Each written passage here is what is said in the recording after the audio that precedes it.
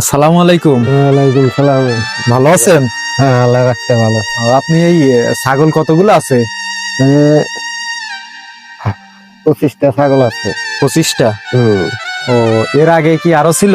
আগে ছিল। এই বৃষ্টির সময় কই খাওয়াইতেন এগুলা? এগুলো ওই ঘাস কাটা করে খাওয়াইতাম। ও, পরিবারে কয়জন আছে? আমার পরিবারে আমরা 4 জন। 4 জন। হুম। যাই হোক, মোটামুটি তো ভালোই চলে নাকি? হ্যাঁ, মোটামুটি ভালোই চলে।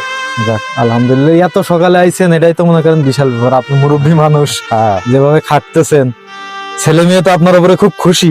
হ্যাঁ, আল্লাহ দিলে খুব খুশি। যাক, তাতে করে মোটামুটি সংসার ভালোই চলতেছে। হ্যাঁ, আল্লাহ চালাই ভালো। আমরা ওখান থেকে দেখছি আপনারা, দেখে ওই যে রাস্তা দেখতেছেন না, হুম। ওইখান থেকে হেঁটে আইছি। এই মুরব্বীর সাথে একটু কথা বলে আসি, এত শীতের ভিতরে এত সকালে হ্যাঁ। এইখানে আইছে।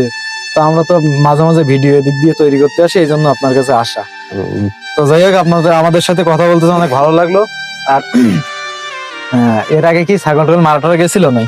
হ্যাঁ, বৃষ্টির আমার ভিতরে এই এলাকায় বহুত ছাগল মারা বৃষ্টির গেছে। মধ্যে মনে করেন যে 8টা ছাগল মারা গেছে এই যে বর্ষায়।